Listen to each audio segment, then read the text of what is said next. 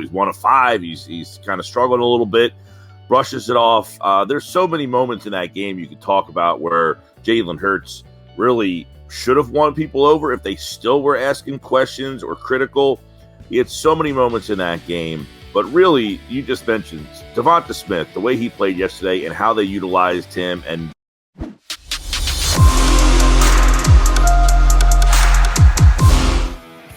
Gill in the house.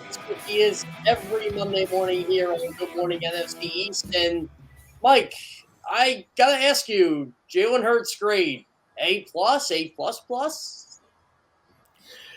His grade is, I wish I would have taken him in my fantasy league instead of Justin Herbert. How about that? You know what I did yesterday? So I'm in 14 of these, right? I have Devonta Smith in 10 of them. I played him in every single one, and boy, I feel good today. Yesterday, Jalen Hurts gets an A. He got off to a slow start and battled back from it. I mean, let's be honest. In the beginning, he's 1 of 5. He's kind of struggling a little bit, brushes it off. There's so many moments in that game you could talk about where Jalen Hurts really should have won people over if they still were asking questions or critical. He had so many moments in that game. But really, you just mentioned Devonta Smith, the way he played yesterday and how they utilized him and what he brought to the table. I mean, that is a scenario that if you are teams moving forward. Now, look, they're going to have a week probably somewhere where their offense stumbles and they're having some troubles in the second half. What's going on in these second halves where they're not scoring? I mean, 24 points they run out to for 2 straight weeks, and then they do nothing in the second half. Is that a byproduct of taking the foot off the gas? Are people making the adjustments and the Eagles are struggling with? I don't know, but when you watch when they're clicking, man, defensive coordinators are like, well, who do we take out of the game plan here? Because if we take out Brown, they're going to go to Smith. If we take out Smith, they're going to go to Brown. If they take out both of them, they got Goddard. So far, that's been a big problem, and yesterday was the biggest problem. But is that a fair question? Why aren't they scoring in the second half? What's going on in these second halves? I feel like that's going to be the topic of Sports Talk Radio all week. Why aren't the Eagles scoring in the second half? To me, I just think they put teams away so quick. I thought they were going to score in the second half on the bomb from Hurts to Brown. They just kind of misconnected there, which happens. But overall, I just think they're up so much. And I knew Washington wasn't going to score 24 points. I mean, they kept their foot on the gas defensively. It just felt like, it was it. That was fine. Washington was just not getting 24 points off them. I feel the same way with Washington. I mean, you sack them 9 times. They're having all sorts of problems. But, the Lions game, you're up 17, and you kind of put it in cruise control. You won that game, but, a team a little bit better than the Lions. Now, the problem is, and this is where this is going to get interesting throughout the course of this year. You and I think, looked at the schedule. They just don't. I mean, Green Bay down the road, they just don't have a team on the schedule that there's going to be a litmus test to find out what they are really. I mean, they play Arizona, Jacksonville. This Jacksonville team, I like this Jacksonville team coming into the season. I didn't think they were ready to be like a playoff team, but in that division, they can probably win that division. But are we going to find out? Put it this way: this Jacksonville team is probably one of the better teams they're going to play for a while. I mean, they got Arizona on the road the following week. Pittsburgh their offense is terrible. Indianapolis beat Kansas City yesterday. They do play them on the road coming up. They're just not a team, though, that they're going to get that challenge until they play Green Bay, and we're not going to find out a lot. I think every week we're going to be either overly excited or asking a lot of questions. Yeah, to me, Mike, the Jacksonville defense is going to be the best defense they face this year. I mean, that defense gets to the quarterback. The offensive line is going to be in for a test. And I'll tell you what, the Eagles better run block better than what they did yesterday. Because that was a takeaway from me, Jeff, was in a game where they had total control and could run the ball. But, a buddy of mine texted me, and he was complaining that they didn't run the ball. I said, they ran the ball 15 times in their last 25 plays. The problem was they just didn't run it very well. That's something that this team should be able to do is run a game out. When they're up 24-2, they should be able to just run the ball and run that clock and shorten that game so much that you can't get back in it. That's probably like the mindset is. but they just couldn't run the ball yesterday. I thought that was a big problem. And you're up against a pretty leaky Washington defense. I think you tweeted out early last week, they give up like 7.5 yards a carry. They're banged up front. And I don't think the Eagles took advantage of that at all yesterday. Yeah. What upset me was on the safety. Why is Dallas Goedert the guy blocking Deron Payne? Why is Sua Opeta? I know Sua Opeta is a backup, but why do I feel like he gets dominated every time he plays? And I got to rewatch this game again, but it seemed like once Dickerson kind of left the game a little bit and Opeta came in, their offensive line just wasn't the same. And I know Opeta's an NFL player, but I just get tired of hearing sometimes how great the offensive line is, because they are great, but they got bullied by Jonathan Allen and Deron Payne in the run game yesterday. And I'm starting to think to myself, hold on a second, are these – I don't want to say they're too small, but that's something they have to clean up. And look, I'm really being nitpicky for a team that's second in the NFL in rushing and basically can just run over anybody at this point. Probably, yes. But you're right. No, I agree. I thought that the run blocking yesterday was an issue big time. I mean, you got to be able to run the ball against that team. If you're up 24-2 and you don't want to get your quarterback killed at some point down the line, take Washington out of the mix. And look, we saw this last year in a big game of the playoffs where they just showed that they weren't ready. They bullied teams all year long, or the second half of the year, really from Detroit on. They bullied teams up front to run themselves into the playoffs. They're not doing that right now, and you're going to have to be able to do that. All right, now the mindset is changing, all right? We're seeing what's going on in this league and where this team is. Now the mindset is, I want you to get to the Super Bowl, right? Right.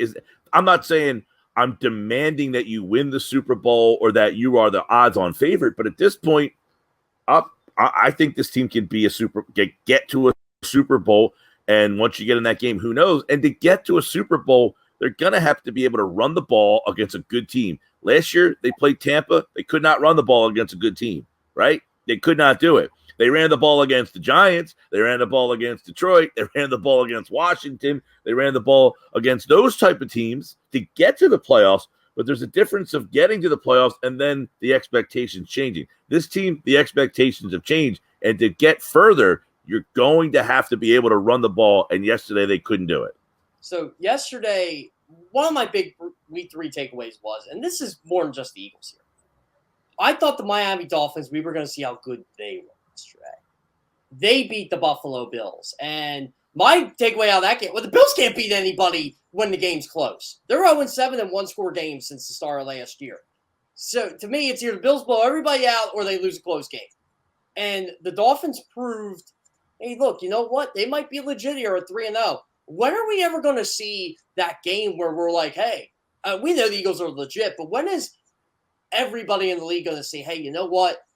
The Eagles are legit. They beat a really good football team, and I just don't see a really good football team for them to beat right. The league is filled with a bunch. This is like, I remember last year the Eagles didn't beat anybody. And I'm like, well, quite frankly, there's nobody for anybody to beat. The league is filled with teams that are flawed and have problems. It is a team where mediocrity stands supreme, right? Kansas City, we think that team's good. And then they lose to an Indianapolis team that we had a lot of questions about. The Chargers, they're the new up-and-coming team. They got their butts whipped yesterday at home against a Jacksonville team that was a disaster last year.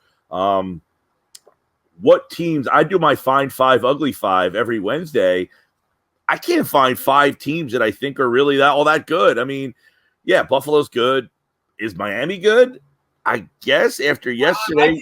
I think they are. I think their defense now. I mean, Buffalo had all sorts of injury problems yesterday. I mean, they're running out guys. I think their entire starting secondary. I think I saw Adam Schefter tweet had a total of 6 games played in their career. The whole secondary combined, going up against a team that has Tyreek Hill, Jalen Waddle. I mean, that's a tough chore, and they held that team in check yesterday. They had injury problems all over the place. Buffalo beat themselves too. They had a lot of crucial mistakes in that game, with the whole field goal snafu. They had two of them. That was a weird game for sure, Mike. But, overall, who would have thought after 3 weeks, going into the Monday night game, the Eagles and the Giants would be the two undefeated teams out of the NFC? Yeah, I think it was probably a long shot to include, especially the Giants. But look, this league is wide open. I mean, I don't know. You probably watched. I watched the entire Green Bay Tampa game yesterday. Didn't leave impressed with. You've got Aaron Rodgers in that offense. They just don't have a lot of weapons, right? So are you all that scared about them? Tampa's defense is very good, but they're banged up right now, so they're tough to kind of get a read on. I don't know. The league is just so wide open that it's going to be hard to go back to the original question. It's going to be hard to find out who you are because you're really not going to get a team that is outstanding. There is no outstanding team, so everyone is going to be left wondering until the moment happens, right? You're not going to be like, now I'm impressed, unless you're just overly impressed by the lambasting. Yeah. Right? So, to me, and you're right, this is how weird the league is. So, I decided to watch Jacksonville, LA yesterday because I wanted to see Doug. Fair. I thought about flipping. Yeah. And so, they're just taking them to the woodshed. Doug Pearson's putting a clinic on Brandon Staley, and Mike Caldwell's putting a clinic on Joe Lombardi. And I'm just, man, how did this Jacksonville team lose to the Commanders? Because that's a good question. That's a good question because, look, and I don't want to give you an expository about what I thought about both those teams going in, but I actually, at the beginning of this year, thought Washington could be a sleeper. And Washington's problem, they have some injuries. The center position yesterday was a disaster for them. Their injuries on the defense, I think they're Wentz he's just average, man. It's a shame. He's a shot fighter. He holds the ball too long, but you can see there's still that flair in him from time to time, but it's just he's holding that team back. That's the problem with them. Jacksonville, on the other hand, they've got a quarterback who certainly can make plays. They don't have jump off the page talent, but in terms of names, but the kid Kerr they went out and got, he's been a producer. James Robinson, people didn't know about him in the draft a couple of years ago. Yesterday, him and Travis Etienne, they've got two nice players at that running back position. So I thought Jacksonville and Washington both could have been scary in those divisions. I feel like Wentz is holding that team back, but Jacksonville, on the other hand, I think can do something. The key thing about Jacksonville is, and Doug Pearson did this his first year in Philly, kept Jeff Stoutland, kept that offensive line intact, and Wentz barely was touched. Trevor Lawrence hasn't been sacked in 2 games. The last time that's happened in Jacksonville, where a quarterback hasn't been sacked in consecutive games, was 2002, Mike. So, look, just, you connect the dots here. They're keeping their quarterback upright, and Doug built that team in the trenches, and you're seeing the result. Yeah, they built up their offensive line. I know they brought some guys back. To me, I tweeted this out. Maybe I did. I don't remember. I might have started and then fell asleep. They have a quarterback and they have a culture change. And the culture change and the quarterback are key. You're seeing it around the league. These teams, maybe they're not winning, but they're not laughing stocks anymore. Detroit yesterday probably should have won. They went on the road and probably should have won that game against the Vikings. They don't have the quarterback. They have the culture change, Detroit. They just don't have the quarterback. The Giants, we're going to see them tonight. Their culture's changing. They probably don't have the quarterback either yet. But Jacksonville does. Jacksonville has the quarterback, and they have the culture change. So their culture change might lead to more wins. The culture change for teams like Detroit and the Giants are leading them to be believing, taking a step in the right direction. You got to have the quarterback, though, to make those key plays late in the games. Jacksonville has that guy. I mentioned the tone. I thought Detroit blew that game yesterday because Dan Campbell, 4 for 6 on 4th down. I'm like, okay, he's going to go for 4th, no problem. No, he kicks a 54-yard field goal with a kicker who missed a 48-yarder earlier. Of course he misses it, and Kirk Cousins leads Minnesota down the field, and they steal a win in Detroit. And I'm just thinking to myself, or Minnesota, I'm just thinking to myself, okay, why did Dan Campbell do that? And I like Dan Campbell, and you're right, the culture's there. but can this guy coach now? And I think Mike Greenberg tweeted out yesterday, sooner or later, we have to see the Lions win those games. I don't think it's year 2 for them. I think year 3 is it, but the Detroit Lions should easily be 2-1. And I start thinking more and more and more that the Eagles, they dodged a bullet week 1. They were able to get that win against a team that fights, a pretty good team. And what John McMullen always says in week 1, you don't know you're bad yet. Yeah. No, I mean, I think you and I both agreed on that the Eagles beat a team that was an up-and-comer. Are they going to win 10 games? Probably not, Detroit. But I think this NFC, and I think both sides are so wide open that there's going to be a team or two that get in that surprise you. I don't know. I think Dallas tonight against the Giants is interesting. Can Dallas sneak out another win without Dak Prescott? Yesterday during the Eagles game, they mentioned that he got the stitches out of his thumb. So it seems that Dak's going to be back sooner than later. I mean, maybe not as soon as they thought, but maybe not as late as first reported. So somewhere in the middle. Can they steal another win and get to 2-1 without Dak in the lineup? That team, because I think initially, as soon as that happened and the reports came out, everybody wrote them off as they're not making the playoffs. That team stinks now. They got no shot. Well, they won a tough game last week against the Bengals. They got another shot tonight to win a game. It's a winnable game, right? I know the Giants are playing well, but it's a division game on the road.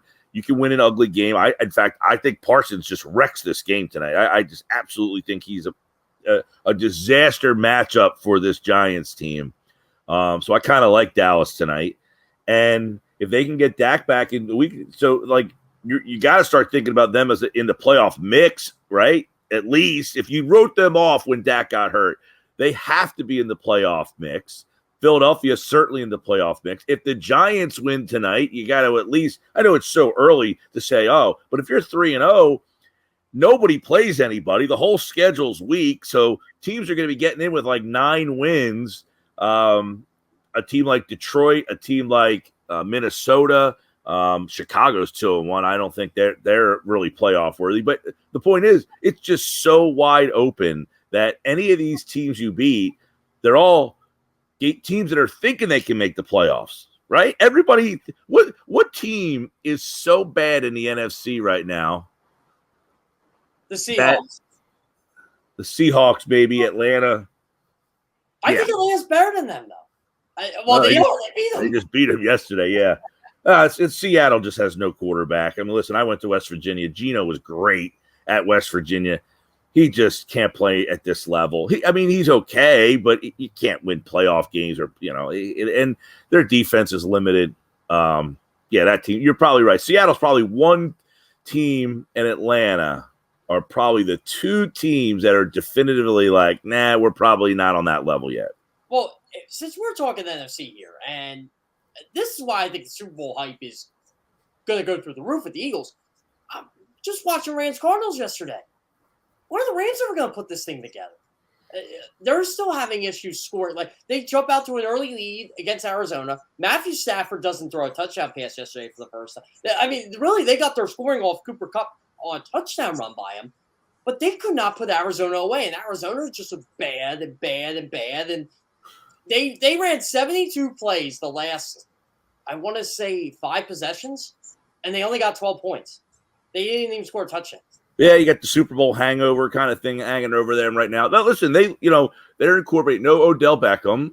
He was a big part of their offense late in the year last year. They substituted him with Allen Robinson. He hasn't really done anything, right, to speak of. Cam Akers, they had that whole issue where he was back, and they haven't really got him going back again. Yesterday, I think he scored, but they're definitely stumbling a little bit. But you're right, Arizona, remember, they don't have Hopkins. So that's a huge part of their offense that is gone. They're not a great defensive team. So they're stumbling right now out of the gates. But, yeah, I think it all leads back to there's just not a marquee team on the NFC ledger. That's for sure. The NFC, you leave yesterday saying, is completely wide open. And the thing that, Philadelphia is, so far, other than the fact that they let the Lions back in that game, they really haven't had that game or a flaw where you're like, oh, well, this happened or that happened. They've just been dominating teams. And that's the good and scary part about the whole thing. But that's part of the NFL ride, man. It's the roller coaster. You go up, man, this team looks really good. And, they might have a week like Green Bay wins, but they didn't look all that. Look at Denver last night. Denver yesterday. That game was the worst game I ever saw. But guess what? Denver runs out of there with a win, and who knows what that does to them. San Francisco has to win that game last night. There's just that was awful. For Shanahan to get outfoxed by that clown on the other side. I mean, that guy is horrible. Hackett is horrible. Must have been his game day coach that he hired this week. It might have made but you know what? Russ, to me, saying that's playoff football, I'm like, oh my God, Russ, or whatever he said. I'm like, come on, man. Like, dude, you look terrible too. Your best play was that play I still think should be illegal, where he kind of laterals the ball. He did it against the Eagles 5-6 years ago, and on Sunday Night Football. Yeah, he chest passed it. Yeah. To me, that play's illegal. He's past the line of scrimmage, and listen, yeah, I thought Wilson – here's the problem. They didn't let Wilson – I know it's let Russ cook, and he don't look the same. But that game plan, they ran the ball so much, they didn't let him do anything. But if not for Wilson, they don't win that game. He single-handedly was almost like, I'm going to win despite the fact that you were an idiot. Right? I mean, me and my buddy are texting back and forth. My buddy's going nuts about how bad Hackett is. And I said, dude, we don't agree on much, but this guy's horrible. And I said, how did he just win a game against Shanahan, who many people believe might be the best coach, and Hackett? I couldn't believe what I was watching last night. But San Francisco has to win that game last night. If they want to be a team that people take seriously, that's a game that you have to win. With Denver's playing that poorly, I know it's on the road. I know it's prime time, but you had that game in control all night long. There are 3 teams that I did not like going into the season. 2 of them are in the AFC West. And the reason I don't like them is I don't like their coaches. I wasn't a fan of Hackett's hire. I didn't think he deserved a head coaching job. I can't stand the fact Josh McDaniels got another chance at this. Oh, and by the way, he's 0-3. Hasn't won a game since 2010. The Raiders look terrible. Oh, and Dennis Allen, we knew he was a terrible coach. And yet, he's coaching an NFL team again, and they stink. So it's funny. Like, why do you keep hiring these retreads? Give a young coach a chance. And no, not Nathaniel Hackett. There were so many better options for the Denver Broncos than Nathaniel Hackett. Yeah, well, I guess there's your answer. Someone would say, well, they did give a guy a coach who was an offensive coordinator for the NFC. What they go to the NFC Championship game last year? Shanahan, McVay. That's what's amazing about it. But I didn't like the fact he was there because Aaron Rodgers was his quarterback. He was a mediator. He wasn't a coach. Yeah, we've seen the guy who's the coordinator on the offense that has the legendary quarterback get the chance and then fail miserably, right? We've seen that a few times where that happens. Look, the guy Hackett to me is in over his head. There's no question about it. That team looks unprepared. The game plan, terrible. That Denver team, many people thought last year had Super Bowl talent and just needed to add a quarterback. They've added the quarterback, and their defense is pretty good. I mean, they've got a pretty good Randy Gregory looks like a new man on that team. I know he had a good year last year in Dallas, but they're using him in pretty cool ways in Denver, moving them all over the place. They've got a pretty good defense, Denver does. They've got some weapons. They got the 2 running backs. Their offensive, they're just not prepared. That's their problem right now. This is like they have a very Dallas with Jason Garrett feel to them, where they have the most talent, but they have the worst coach. That's how I feel about the Raiders, right? I know the Raiders don't have a great offensive line, but that team should not be 0-3 with Derek Carr, Devonta Adams. I know Hunter Renfrow didn't play yesterday. Josh Jacobs, whatever the heck's going on with him, but I thought they were going to beat that Titans team yesterday. No, man, that was my bet of the week. I loved Tennessee yesterday. Oh, man, because why? Josh McDaniels, not qualified to be an NFL head coach. Can't go on the road. You can't have Tennessee, a home dog, against a dog of a coach. Mike Vrabel's a better coach than Josh McDaniel is. And when I saw Tennessee home dog to the Raiders, give me Tennessee all day long. And, McDaniels is not a good head coach. A lot of these guys just aren't. There's such a difference in being the head coach than it is being the coordinator. Such a difference. And McDaniels is just not qualified to be a head coach. He's just not. And you see it all the time where these guys are very good at what they do. No one's questioning, at least I'm not, that McDaniels is a smart guy, knows what he's doing, has a very good offensive concepts. But just putting your offense in, you have to oversee everything. And it's all about what happens. What did Matt Rule say yesterday afterwards? I know Matt Rule's getting criticized, and some people think that he's not a good coach and maybe should be fired. Yeah, his point after the game was, forget what we did today. It's what you did all week long, and that's why you won this game. Those are the head coaches, are the guys who know what to do all week leading up to Sunday, because everybody knows what you're doing on Sunday. Everybody's smart. Everyone has good game plans. Everybody can do that stuff. But if you don't prepare well leading into these games, these teams are all so even, and you see it every Sunday where lack of preparation all week long bites the team that has better talent. The Raiders have better talent than Tennessee. They were not prepared, and Tennessee beat them. Should never have happened. Yeah. So my lock of the week was Falcons-Seahawks. I got that one. Wow. I thought Arthur Smith – I think the Falcons have played hard through 3 weeks. I think that Arthur Smith has gotten the most out of that team, and they prepare well, and they got a chip on their shoulder. I think they look at it as, look, we know we're not good, but we for damn sure ain't going to just roll over and play dead. And they should have beat New Orleans. They did beat the Seahawks, and they gave the Rams all they can handle for 4 quarters. So I'm not saying the Falcons are good, but I will say this, the NFC South sucks. It is a legit bad division. This is why Tom Brady loves to go to divisions where he knows he can run the table and not get challenged, except by the Saints. There were times yesterday where Brady seemed disinterested in that game. When he has to roll Cole Beasley in the middle of the week and then basically make him one of his top targets, they're in a tough spot right now trying to get through some of these injuries. I mean, and then you had Mike Evans get suspended for that game. So that was, one of those games where it was hard to take something from because of how early in the year it was. Like, I don't think you're going to look back and be like, wow, Green Bay beat Tampa on the road. Therefore, I think Tampa is just in a weird spot right now. But Brady is interesting. I mean, he's not, everything, dink and dunk, everything. Now, no receivers. I mean, who's getting open on that team yesterday down the field to take a shot down the field?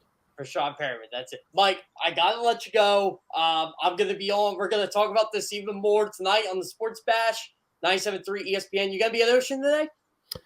I will be at Ocean every Monday. And, come on out. We're always there at the Sports Book. The Gallery Bar Book and Games is where we are. And we'll be breaking down this game big time.